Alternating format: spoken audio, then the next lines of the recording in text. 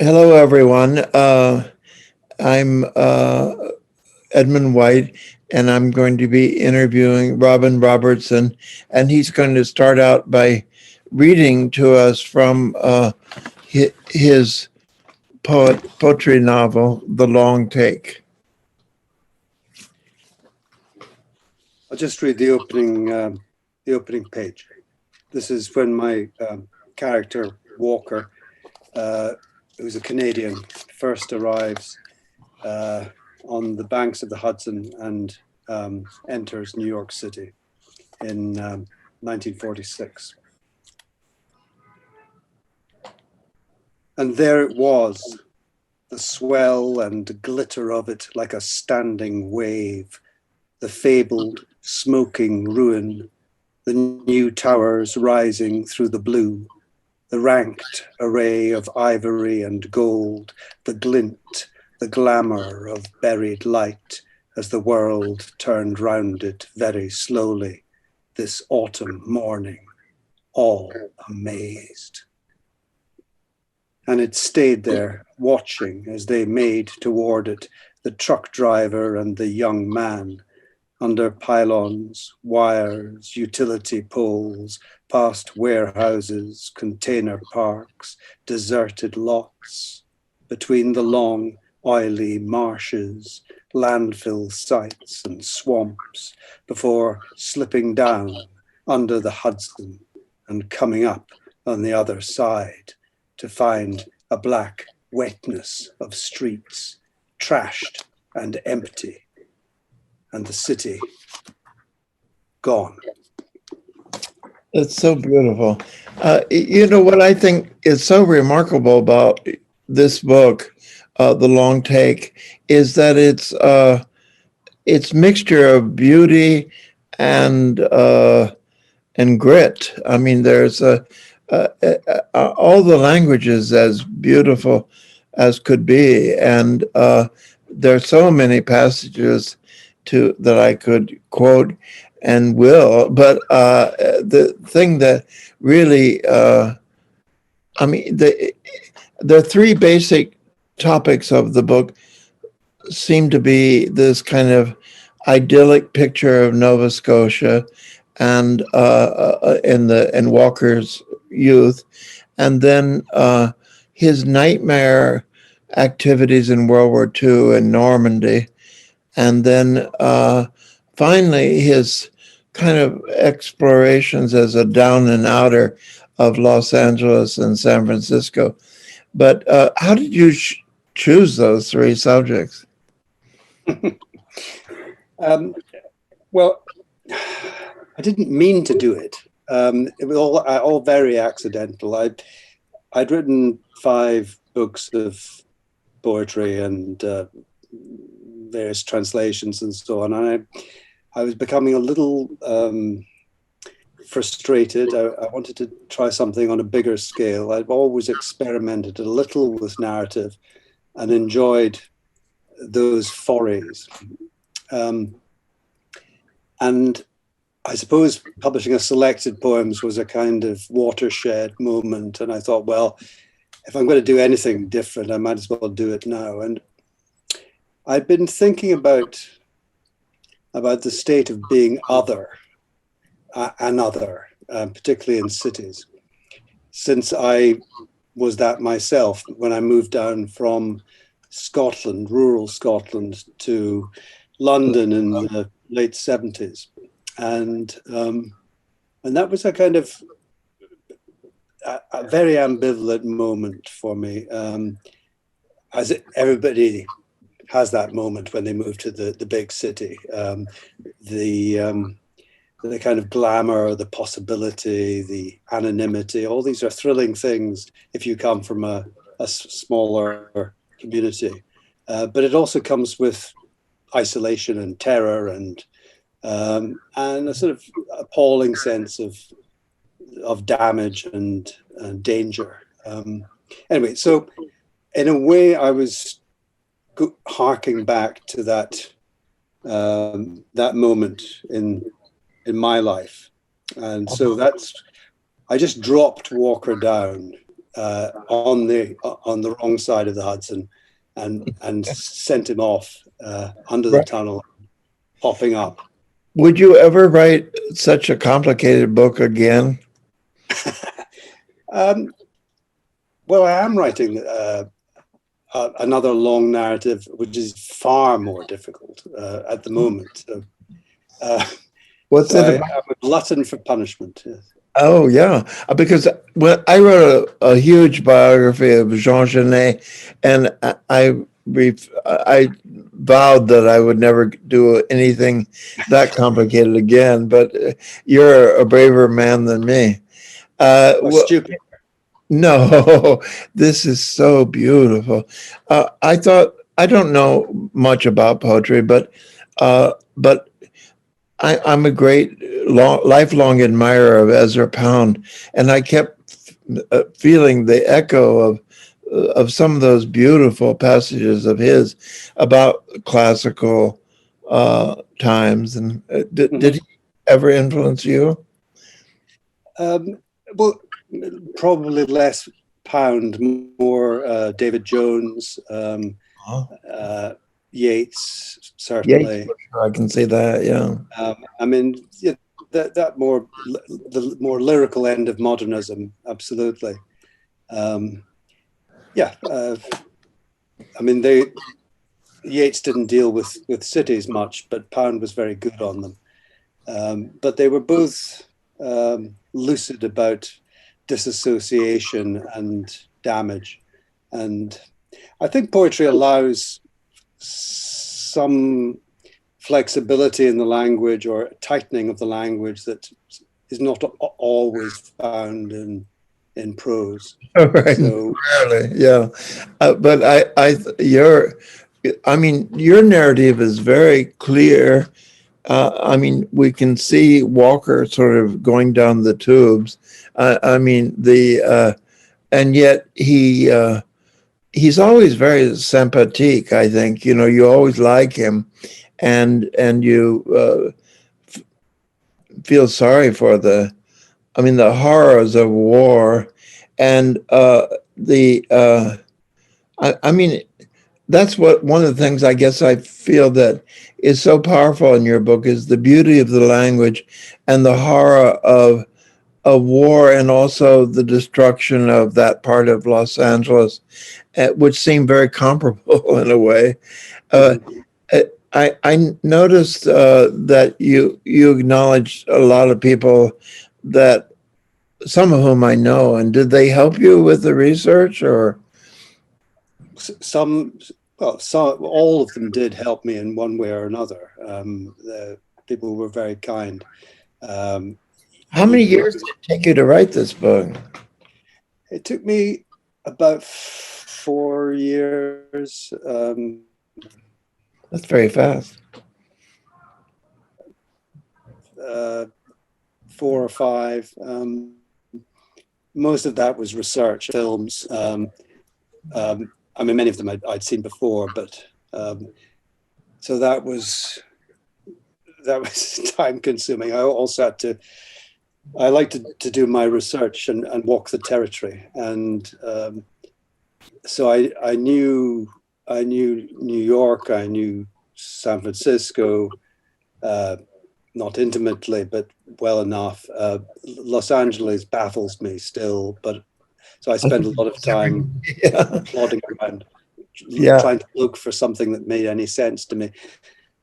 And I went to Nova Scotia. All those beautiful old hotels being destroyed and all that, so wonderful, I think. And the kind of Skid Row aspect of both San Francisco and LA is so well rendered. Did you? I mean, one of the things that about this method of using poetry as narrative is that we, the readers, slowly construct the narrative out of all the details and the observations. In other words, it's not just handed to us the way it normally is in a novel, but we kind of put it together ourselves as readers. Yeah. I think that's what I was going for was, I suppose, although I wasn't conscious that I was doing anything really, but I wanted to create a slightly fractured surface to the narrative, which mimics, mirrors what I think is going on in the head of Walker. I mean, Walker, we should explain, he is an ex-serviceman from the Maritimes, the east coast of Canada. He's just served in Normandy and the subsequent campaigns in the latter part of the Second World War. And he has returned to North America with a severe case of post-traumatic stress disorder, given what he's seen and what we find that he has actually done.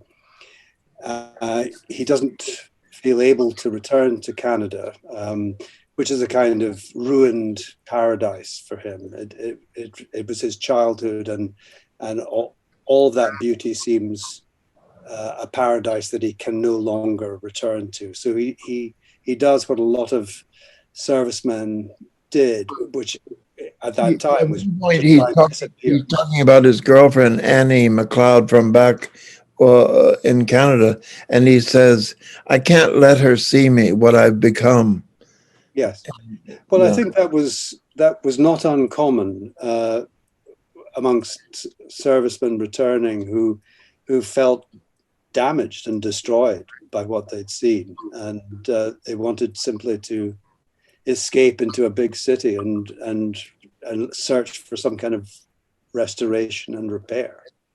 And so that's what I felt. I was setting him off on this journey, looking for something, some kind of redemption, some kind of balance and beauty. There's one point where you say what we like about nature is that it dies and then it's reborn, and that is something that we admire. I mean, that's a kind of resurrection that we would like to emulate, and I thought that was so beautiful. I mean, but every line in it is beautiful. I never read a book that was so wholly beautiful. I mean, everything in it. Oh, thank you. Yeah. What's interesting is this character Pike, who kind of runs through the whole thing as an irritating leitmotif. I mean, he's an ambitious young journalist, whereas Walker is a much more experienced man and is kind of very modest in his aims. But Pike is extremely ambitious. Just frozen. Yeah. Oh, I'm sorry. No, you're back now. Yeah, but I mean, but Pike is an interesting invention because he's the kind of brassy, awful side of America, and whereas a lot of the other characters are the kind of victims of America, and therefore are much more sympathetic. But how did you get the idea of Pike? Well, I'd encountered a number of people very much like Pike, and I wanted to get my own back, and it seemed fair enough. No, he represents that avaricious, aspirational, aggressive, talentless character that I was bumping into sort of every day of my working life. People who decided that their ego was enough to get them places. Right. In France, I lived in France 16 years, and in French they say they call those people young wolves with long teeth, jeune loup aux longues dents, and he's very much one of those. There's so many wonderful lines, like a boxing ring is called a stockade of harm, and people are hopeless. It's hopeless to try to do something like pushing holes in water, or or they traded girls like baseball cards. By the way, I think you mastered the American idiom so well. I mean, it really, if anybody just picked this book up, they would swear that it was written by an ex-soldier from America or Canada. And were you ever in war?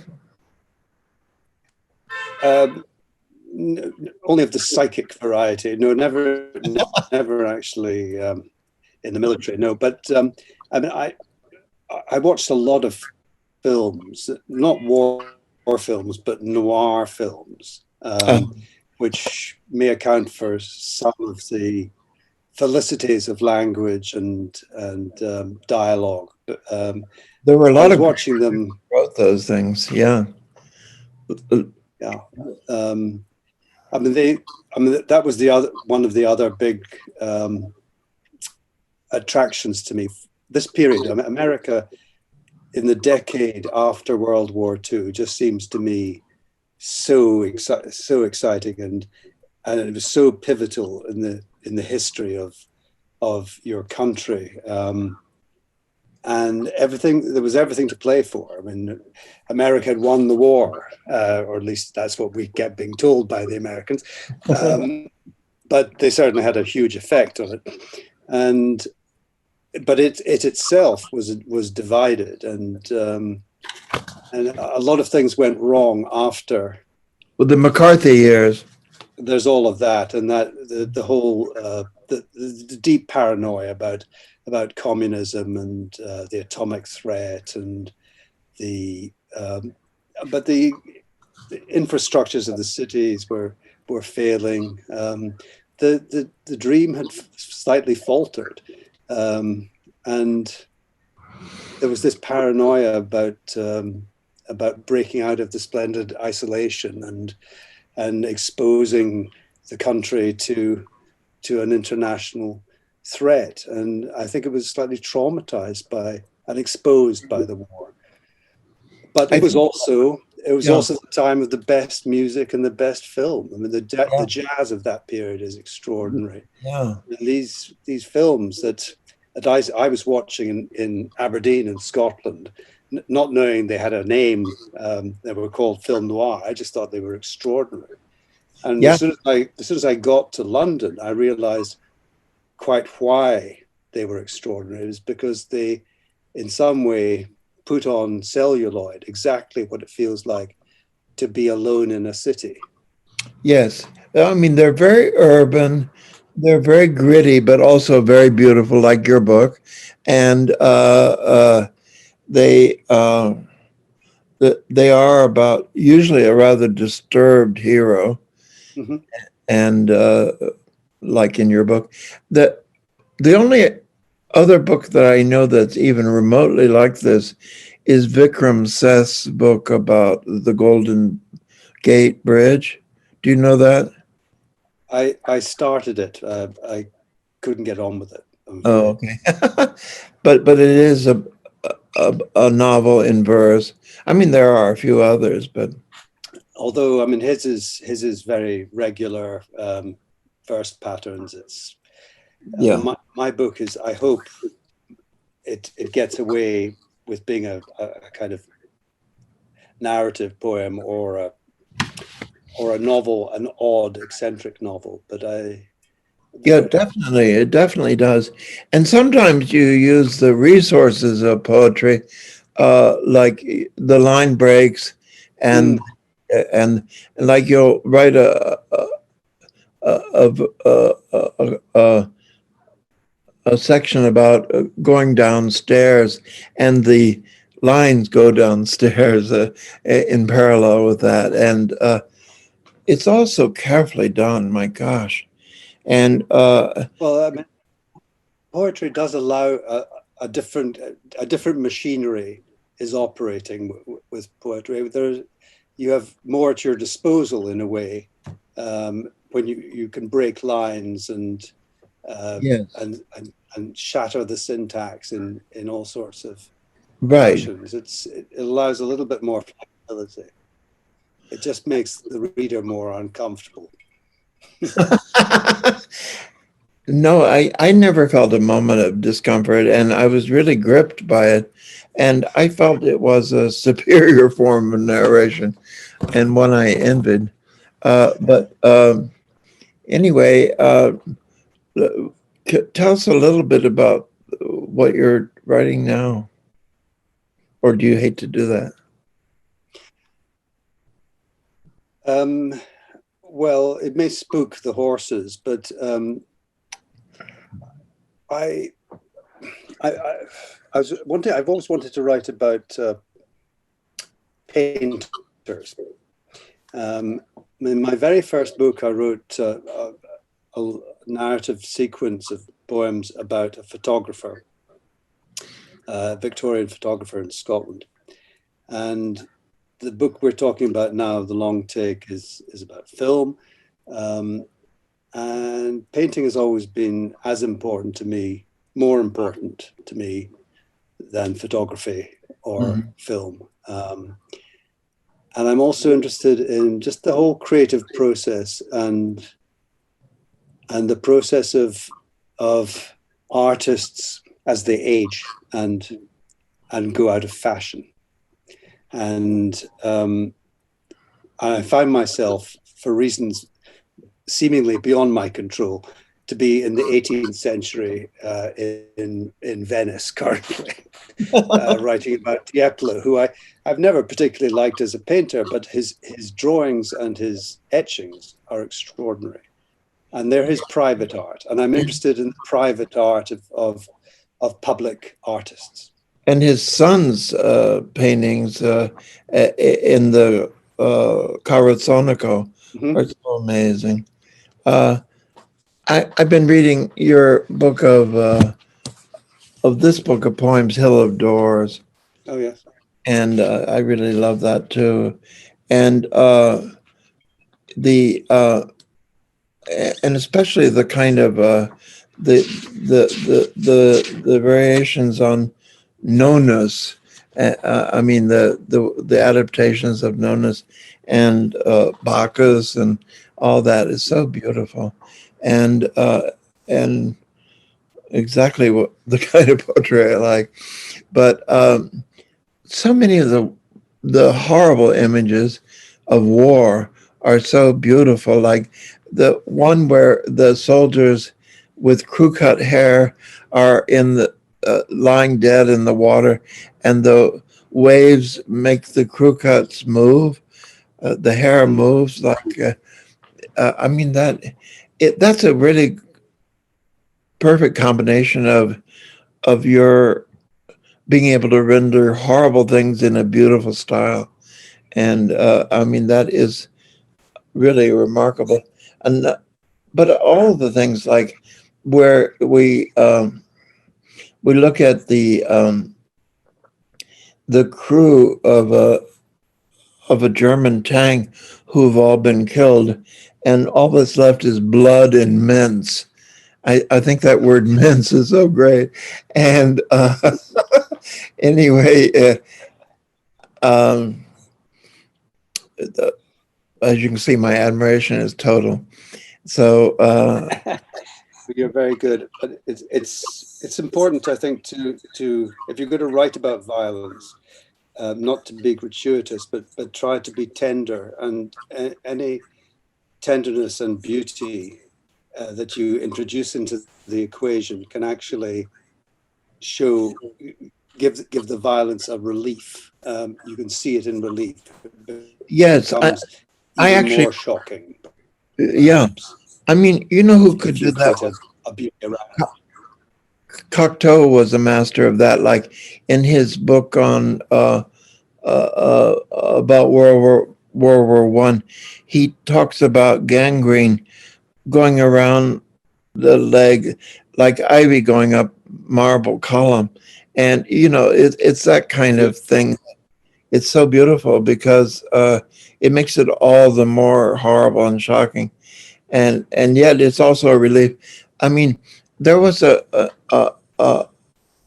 there was a Russian psychologist called Vygotsky who wrote a book called The Psychology of Art. And he said the real secret of art is to have that kind of tension between the beautiful and the gritty, you know, this, or try to think metaphors that just duplicate what you're already talking about, like she cried like a waterfall. That's not the good kind, but the good kind is like the ivy on the leg, you know, or every page of your book.